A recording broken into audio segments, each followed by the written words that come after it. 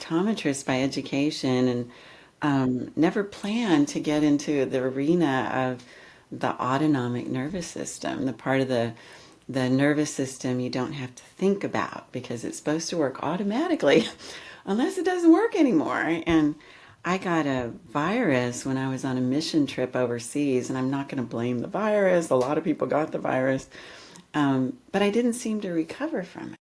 And even just weeks later, I started to develop bizarre symptoms, and I couldn't control my heart rate, blood pressure, breathing, digestion went wonky. Stood up, I'd start shaking.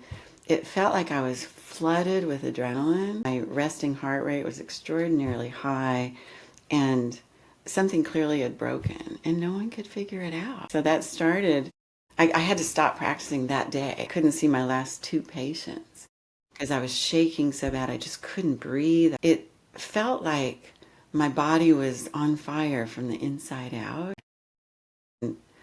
It stopped me in my tracks. So I basically became disabled and went to, 50 doctors, thinking it's not some subtle condition. I'm just not getting to the right doctor. But ultimately had a diagnosis of POTS, Postural Orthostatic Tachycardia syndrome. I thought, yay, we've got answers, they'll know what to do. It was just a label that was slapped on to show that the heart rate increased when you stood up, but they had no idea what would cause it. The problem was the heart rate was the objective marker, which was kind of great to have something objective, but it didn't address the head to toe illness. If we treat that, will that all correct itself? It's such a fundamental question. Why is this arriving? I feel like the biggest foundational flaw of allopathic care is they don't ask why. So it's like their questions are wrong, so their answers are never right.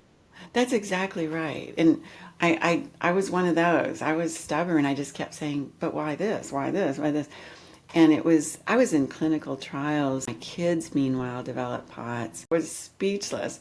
And then I turned to my son who was with me, and he was also completely disabled. And I said, we're on our own.